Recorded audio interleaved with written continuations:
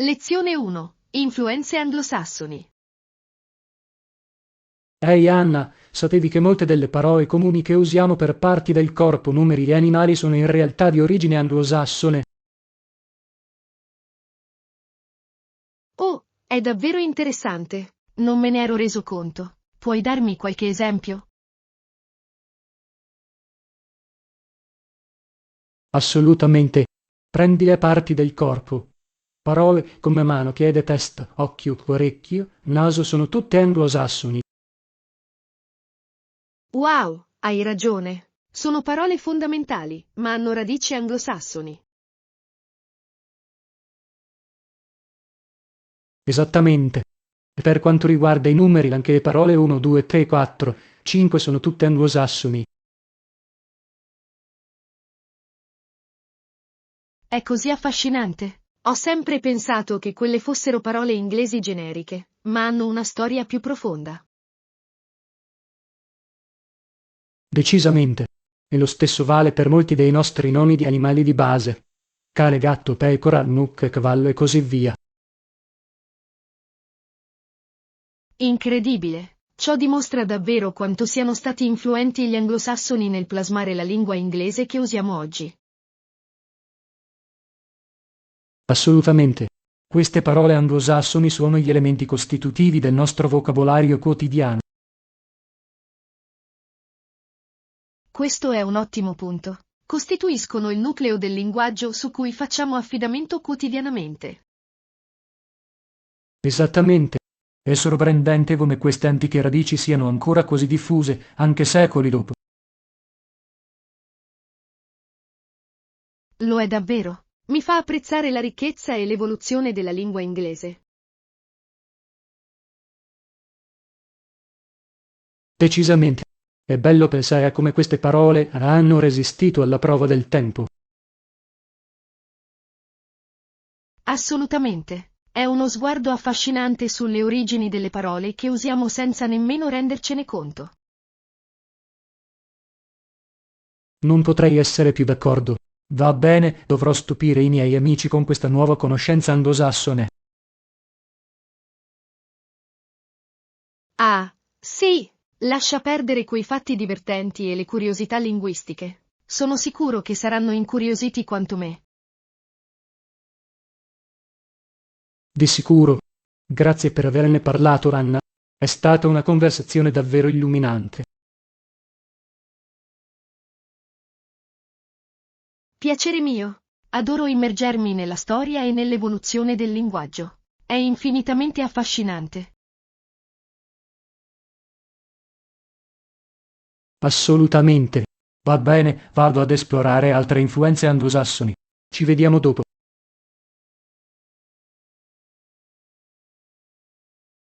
Lezione 2. Rinnovare la cucina. Sai, stavo pensando di comprare dei nuovi utensili da cucina. Quelli che si stanno un po' consumando. Lo stesso qui. Avevo intenzione di rinfrescare i miei utensili e gadget da cucina. Hai in mente qualche oggetto particolare? Beh, uso molto la spatola e le pinze, quindi mi piacerebbe trovare dei sostituti durevoli e di alta qualità. Bella chiamata. Avere strumenti di cottura robusti e affidabili fa la differenza in cucina. Decisamente. E anch'io volevo comprare un bel set di coltelli. Quelli che ho semplicemente non sembrano più avere un vantaggio. Ti sento. I coltelli affilati e ben fatti rappresentano un vero e proprio punto di svolta quando si tratta di preparare i pasti. Assolutamente. Forse farò una spesa pazzesca e comprerò un ceppo di coltelli completo, sai, del tipo con lame di diverse dimensioni. È un'ottima idea. Un set completo di coltelli sarebbe molto utile. E possono davvero migliorare anche l'aspetto del tuo piano di lavoro. Esattamente. Sto immaginando questo ceppo portacoltelli elegante e moderno che unirà l'intera cucina.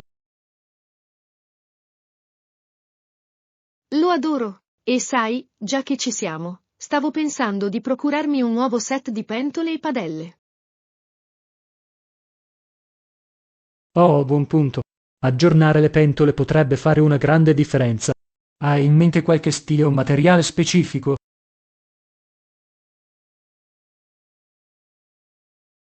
Mi sto orientando verso alcuni bei pezzi in acciaio inossidabile o rivestiti in ceramica. Sono così facili da pulire e durevoli. Scelte eccellenti. E staranno benissimo in cucina. Questo mi sta rendendo davvero entusiasta di innovare le cose.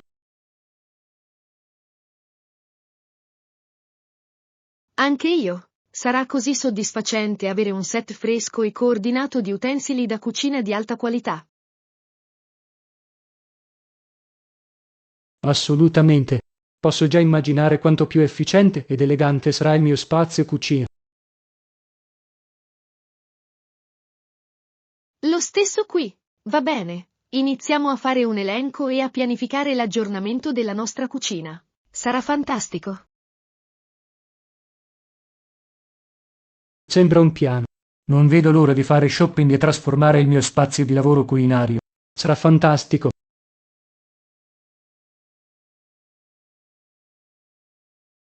Decisamente. Ok, veniamo al dunque. Sono prontissimo a rinnovare le nostre cucine con stile.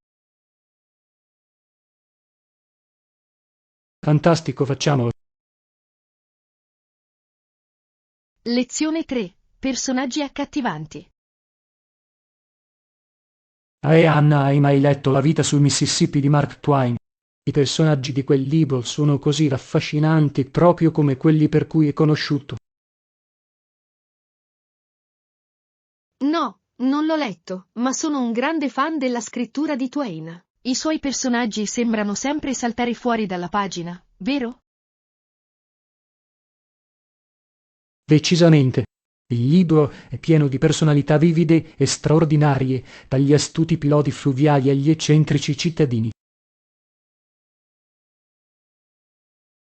Sembra proprio il mio genere. Adoro il modo in cui Twain riesce a dare vita anche ai personaggi più eccentrici e non convenzionali.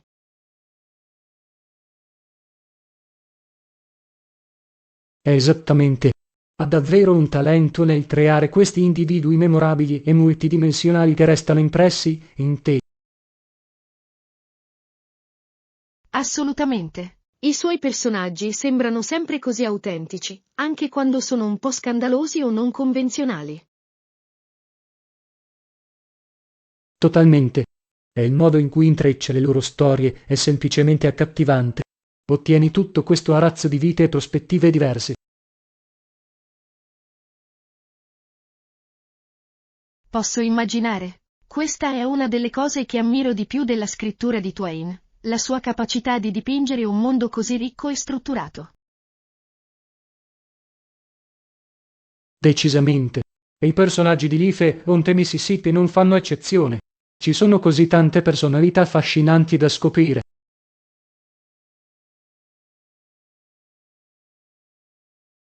Sono incuriosito. Dovrò aggiungere quel libro alla mia lista di lettura. Le narrazioni basate sui personaggi di Twain sono sempre un vero piacere.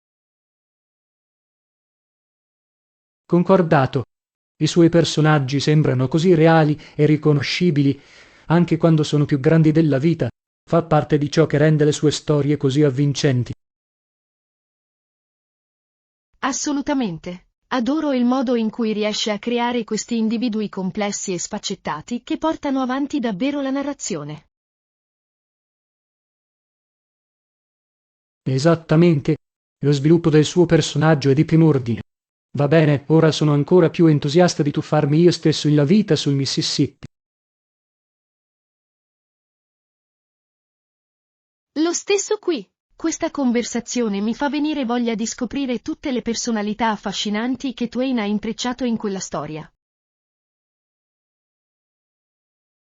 Meraviglioso. Va bene, vado in libreria. È ora di perdersi nell'accattivante cast di personaggi di Twain.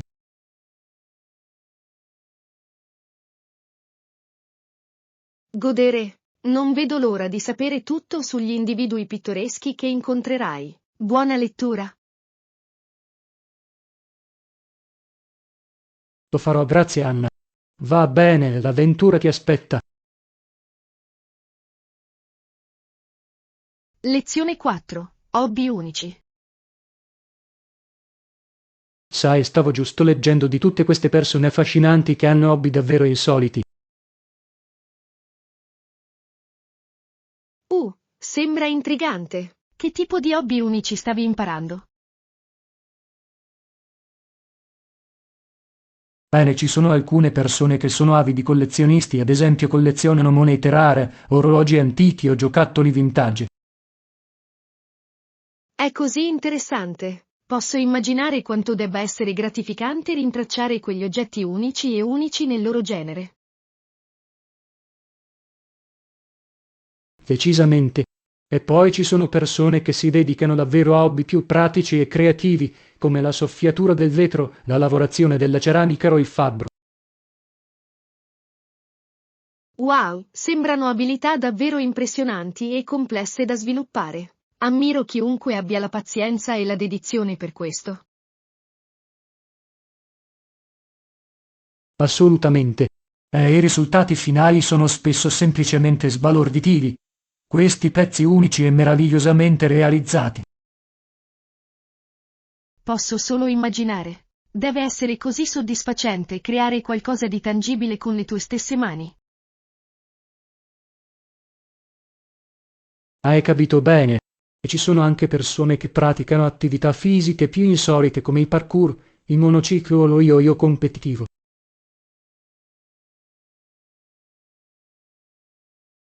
Monociclismo e yo-yo competitivo? È pazzesco! Ciò richiede un certo equilibrio e coordinamento.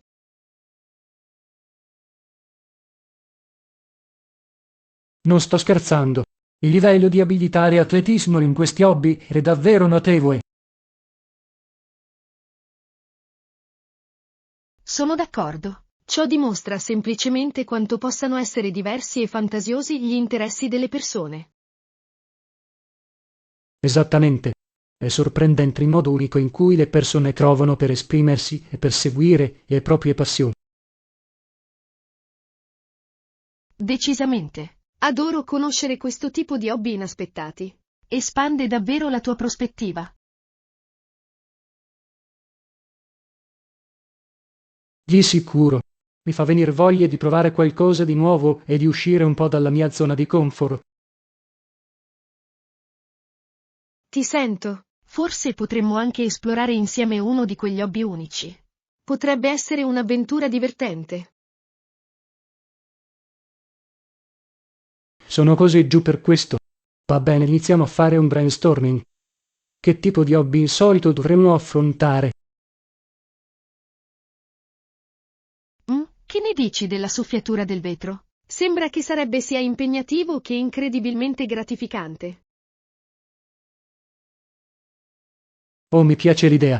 Va bene, diamo un'occhiata ai corsi di soffiatura del vetro nella zona. Sarà epico.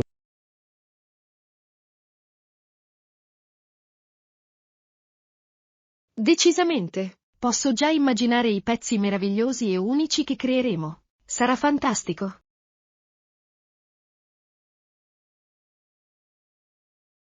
Assolutamente. Ok, è ora di abbracciare i nostri artisti interiori e sporcarci le mani con un po' di vetro fuso. Sì, sono così emozionato. Sarà un'esperienza davvero unica e memorabile. Facciamolo.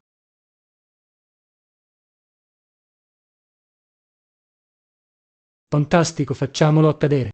Va bene, soffiatura del vetro, arriviamo. Lezione 5. Rinnovare il guardaroba.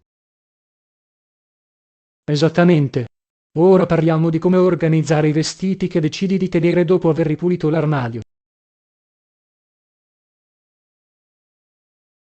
Sì, è un ottimo passo successivo. Voglio assicurarmi che ogni cosa abbia un posto designato in modo che il mio guardaroba rimanga in ordine. Decisamente. Inizia dividendo i tuoi vestiti in categorie: top, pantaloni, vestiti e ciò ti aiuterà a creare una struttura.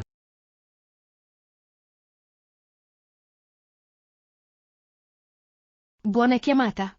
E all'interno di queste categorie, probabilmente dovrei ordinare ulteriormente in base a fattori come la lunghezza delle maniche, il tipo di tessuto o la tavolozza dei colori. Esattamente. In questo modo puoi facilmente vedere ciò che hai, trovare pezzi coordinati. Vestirsi è molto più semplice.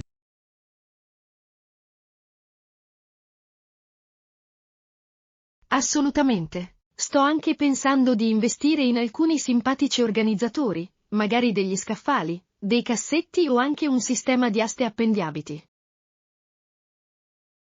Oh, sono idee fantastiche. Avere le giuste soluzioni di archiviazione manterrà tutto ordinato, accessibile e visibile. Decisamente. Voglio poter vedere tutte le mie opzioni a colpo d'occhio, piuttosto che tenere le cose sepolte in fondo all'armadio. Totalmente.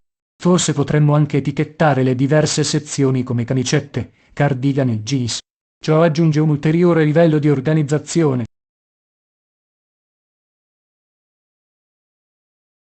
Adoro quell'idea. Le etichette mi aiuteranno a rimanere super ordinato ed efficiente quando metto via il bucato o mi preparo. Esattamente. E potresti anche codificare i colori per renderli ancora più accattivanti. Bella idea. Ciò lo farebbe sembrare così fresco e intenzionale. Mi emoziono solo a pensarci.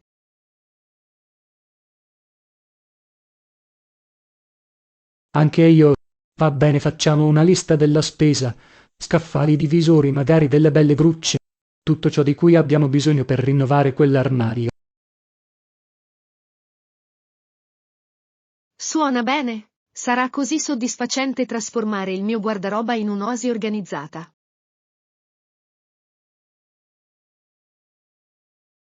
Sono d'accordo. Sarà così bello avere tutto al suo posto. Non dovrai più scavare e cercare abiti.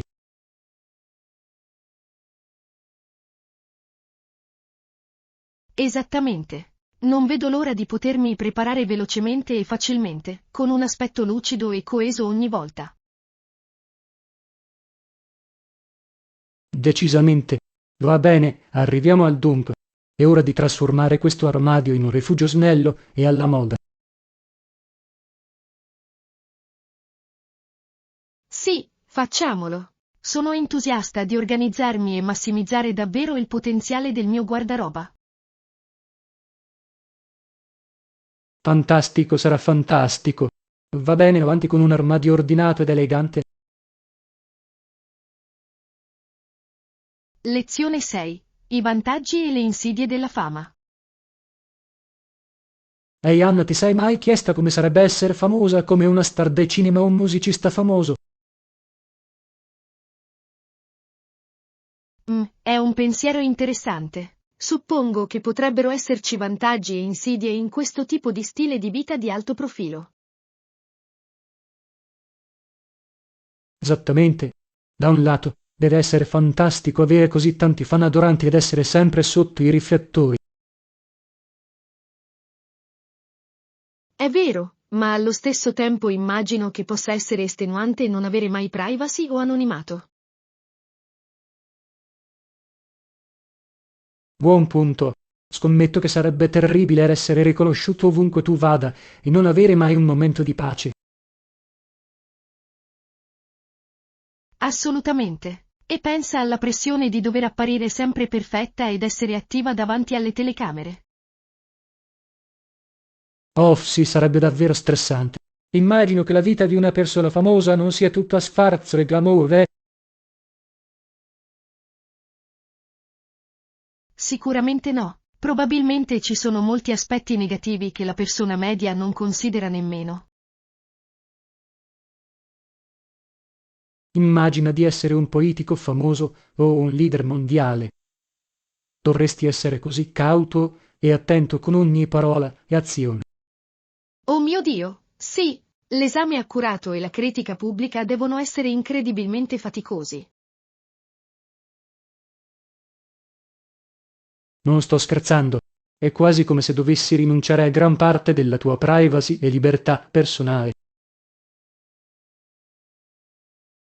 Esattamente. E anche qualcuno come un famoso reale sono essenzialmente intrappolati sotto gli occhi del pubblico, con ogni mossa analizzata. Wow, hai ragione. Una principessa o un principe probabilmente a volte si sentono più prigionieri nonostante tutti i vantaggi. Decisamente. La mancanza di anonimato e di attenzione costante sembrerebbero più un peso che un privilegio. Sono d'accordo. Mi fa apprezzare le gioie semplici di essere una persona normale, di tutti i giorni che riesce a mimetizzarsi tra la folla. Assolutamente. A volte l'oscurità è una benedizione, non una maledizione. Il prezzo della fama sembra incredibilmente alto. Senza dubbio. Va bene, penso di accontentarmi di ammirare le celebrità solo da lontano. Gli svantaggi di quello stile di vita sono troppo per me.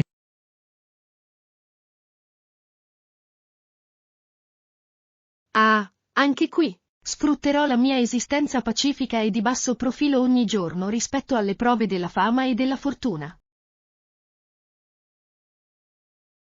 Amen. Va bene, assaporiamo il nostro beato anonimato finché possiamo. Lezione 7. Sogni imprenditoriali. Sai, ho sempre desiderato essere il capo di me stesso e avviare un'attività in proprio. È ambizioso. Che tipo di attività sogni di avviare? Beh, ho accarezzato alcune idee diverse, ma una che ha davvero stuzzicato il mio interesse è aprire una caffetteria specializzata. Una caffetteria. Sembra che potrebbe essere davvero un'ottima opportunità di business. Decisamente. Adoro l'idea di creare uno spazio intimo e accogliente dove le persone possano godersi una tazza di caffè di alta qualità. Assolutamente. E potresti davvero personalizzarlo, con miscele uniche, pasticceria artigianale e un'atmosfera fresca e invitante. Esattamente. Voglio che sia più di una semplice catena di caffè, un vero ritrovo di quartiere con carattere. Adoro quella visione. Che tipo di atmosfera stavi pensando di provare? Rustico e accogliente o più moderno ed elegante? HMN, sto immaginando un buon equilibrio. Magari alcuni mattoni a vistre d'elementi, in legno di recupero, ma abbinati da un design pulito e contemporaneo. Sembra che creerebbe un ambiente davvero carino, sofisticato ma confortevole. Decisamente. E voglio procurarmi tutti i chicchi di caffè e i prodotti da forno a livello locale per mettere davvero in risalto la comunità. È un'idea davvero fantastica. I clienti apprezzeranno l'attenzione alla qualità, agli ingredienti freschi e al sostegno delle imprese locali. Esattamente. Esso che renderà l'esperienza molto più significativa e autentica. Sono d'accordo. E a proposito di esperienza, che tipo di servizi aggiuntivi o di programmazione stavi considerando? Beh, mi piacerebbe avere un angolo lettura accogliente, magari organizzare qualche serata con microfono aperto o incontri di poesia. Rendi io davvero un hub per la scena artistica locale. È fantastico! Coltivare quel tipo di atmosfera comunitaria sarà la chiave per far risaltare la tua caffetteria. Decisamente. Voglio che sia un luogo in cui le persone si sentano benvenute per soffermarsi, connettersi ed essere ispirate. Posso immaginarlo totalmente. Sembra che si preannuncia come una piccola impresa assolutamente fantastica. Grazie, ne sono così entusiasta. Devo solo finalizzare il piano aziendale e iniziare a garantire i finanziamenti. Bene, sono sicuro che con la tua passione e la tua visione sarai in grado di realizzarlo. Non vedo l'ora di visitare la tua nuova fantastica caffetteria. Apprezzo l'incoraggiamento, Anna. Va bene, è ora di mettere in atto questo sogno imprenditoriale. Sì, provalo. Ti auguro tutto il meglio per far decollare questa caffetteria. Sarà incredibile.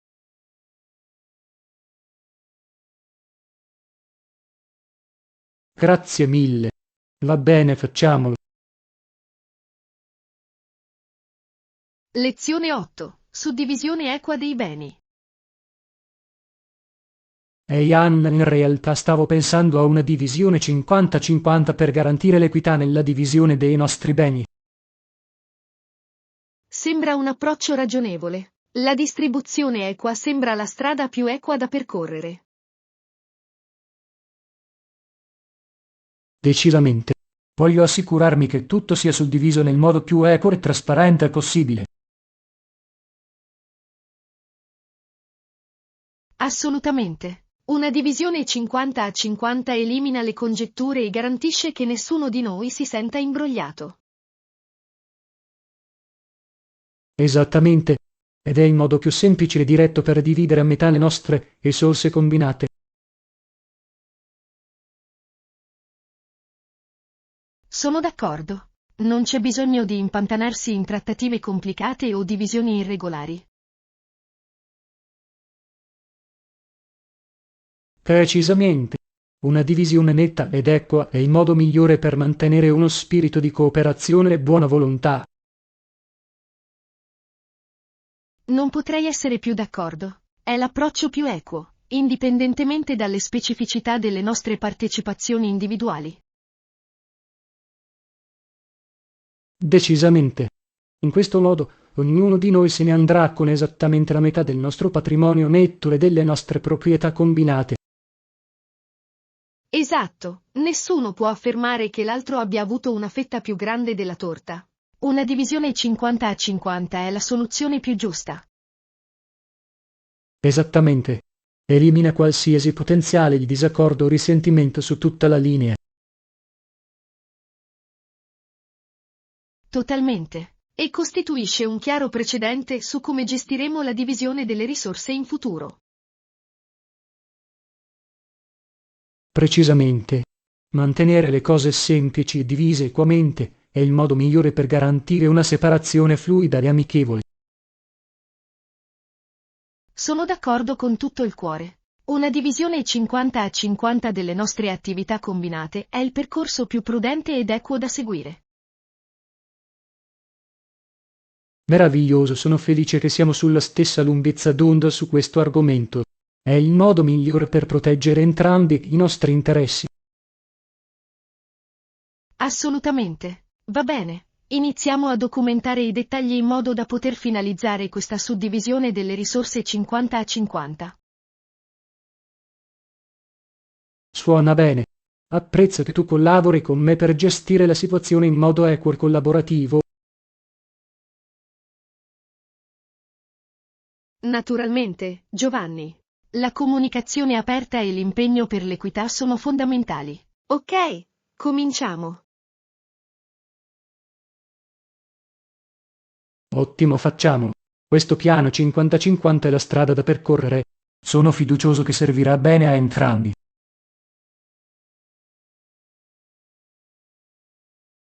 Lezione 9. Progressi medici rivoluzionari. Sapete, altrettanto importante quanto la pastorizzazione era una tecnica chiamata immunizzazione. Dimmi di più. Sono sempre affascinato dai progressi della medicina che hanno plasmato l'assistenza sanitaria moderna. Assolutamente. L'immunizzazione si riferisce al processo che rende qualcuno resistente o immune a una particolare malattia. Ah, capisco. Si tratta quindi di proteggere in modo proattivo le persone dalle malattie dannose, piuttosto che limitarsi a curarle. Esattamente. L'idea di base è quella di introdurre nel corpo una forma indebolita o inattivata di un agente patogeno. Interessante. E questo spinge il sistema immunitario a costruire difese contro quella specifica malattia, giusto? Precisamente, esponendo il corpo a una versione gestibile di un virus o di un batterio, sviluppa anticorpi per combattere future infezioni. È ingegnoso. È come addestrare il sistema immunitario a essere pronto a potenziali minacce.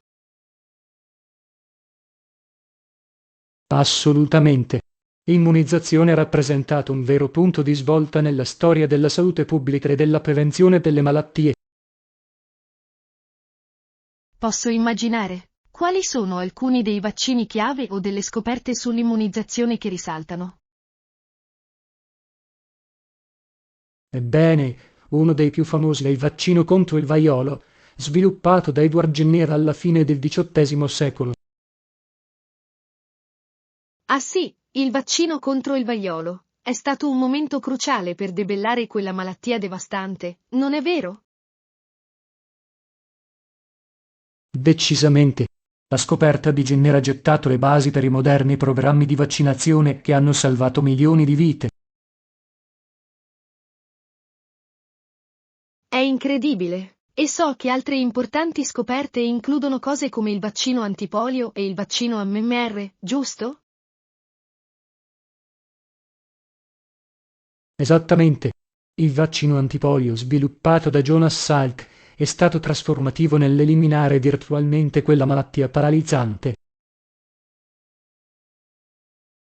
Wow! L'impatto di questi progressi medici è semplicemente sconcertante. L'immunizzazione è stata un'arma cruciale contro così tante malattie mortali. Senza dubbio. E la ricerca e le innovazioni continuano ancora oggi con il continuo sviluppo di nuovi vaccini.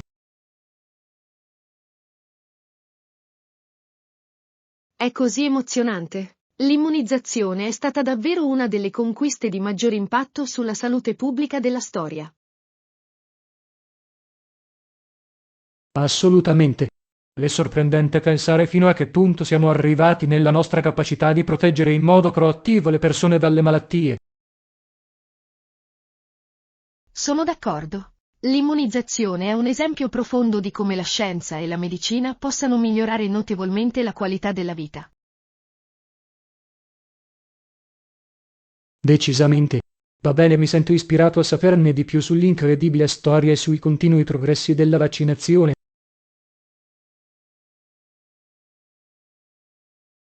Lo stesso qui. Questa è stata una conversazione affascinante. Sono entusiasta di approfondire gli incredibili progressi nel campo dell'immunizzazione. Meraviglioso.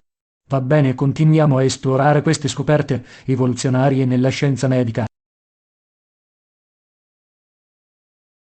Lezione 10. Automatizzare la nostra casa.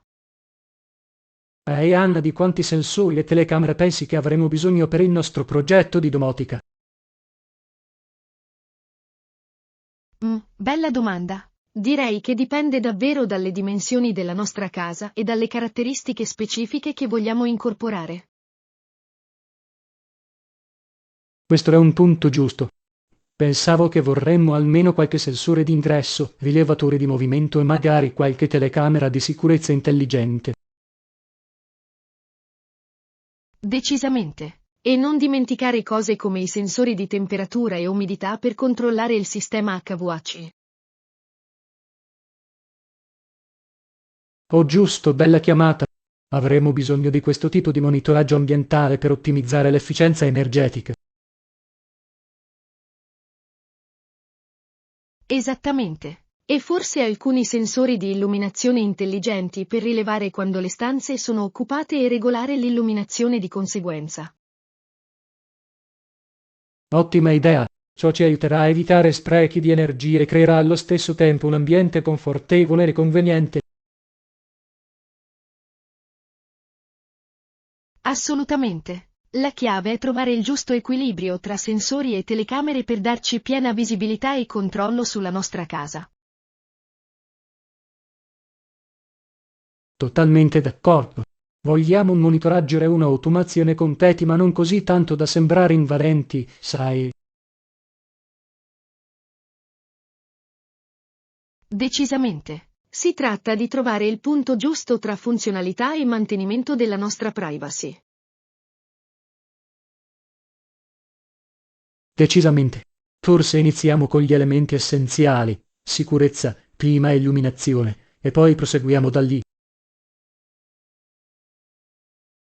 Sembra un piano. Possiamo sempre aggiungere più sensori e telecamere quando identifichiamo nuove esigenze o opportunità. Esattamente. Gli aggiornamenti incrementali ci consentiranno di mettere a punto il sistema nel tempo. Decisamente. E sono sicuro che anche la tecnologia continuerà a migliorare e a diventare più snella. Senza dubbio. Va bene, iniziamo a fare un elenco dei componenti principali di cui avremo bisogno per avviare questo progetto di automazione domestica. Suona bene. Sono entusiasta di trasformare la nostra casa in una casa veramente intelligente, efficiente e sicura. Anche io. Ok, tuffiamoci e scopriamo la configurazione giusta del sensore e della fotocamera per noi. Fantastico, facciamolo. Questo sarà un vero e proprio punto di svolta per la nostra vita quotidiana. Sono d'accordo, sarà fantastico. Va bene, la domotica arriva.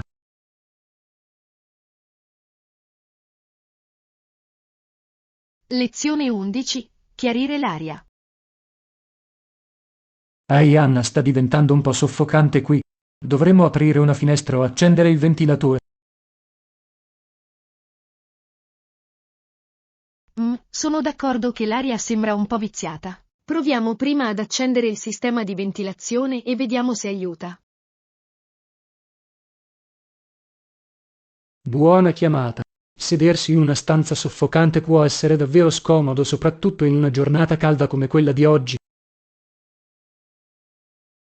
Decisamente. Avere un flusso d'aria e una circolazione adeguati è importante per mantenere un ambiente confortevole e traspirante.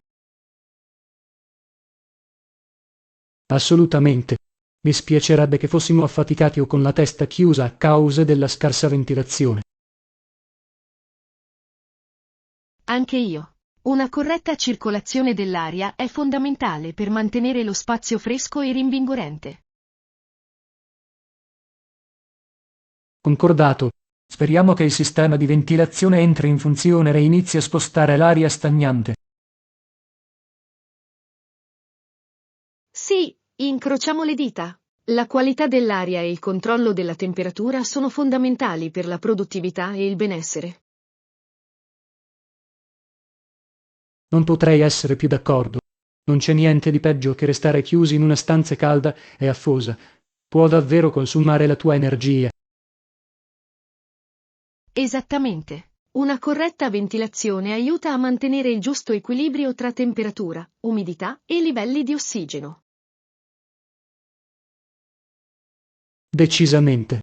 Va bene, ricontrollerò le impostazioni del sistema e vedrò se riusciamo a ottenere un flusso d'aria migliore. Ottima idea. Sono sicuro che alcuni aggiustamenti renderanno questo posto ventilato e ringiovanente in pochissimo tempo. Lo spero. Ah, ci siamo, i fan hanno iniziato a dare il massimo. Lo senti? Già molto meglio.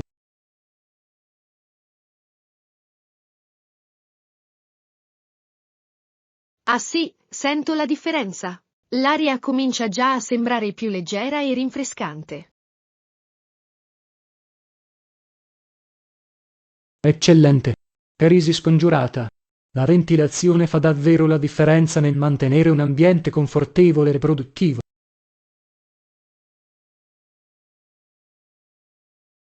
Assolutamente. Sono contento che l'abbiamo notato presto prima che diventasse un problema. Ora possiamo concentrarci senza sentirci soffocati o affaticati.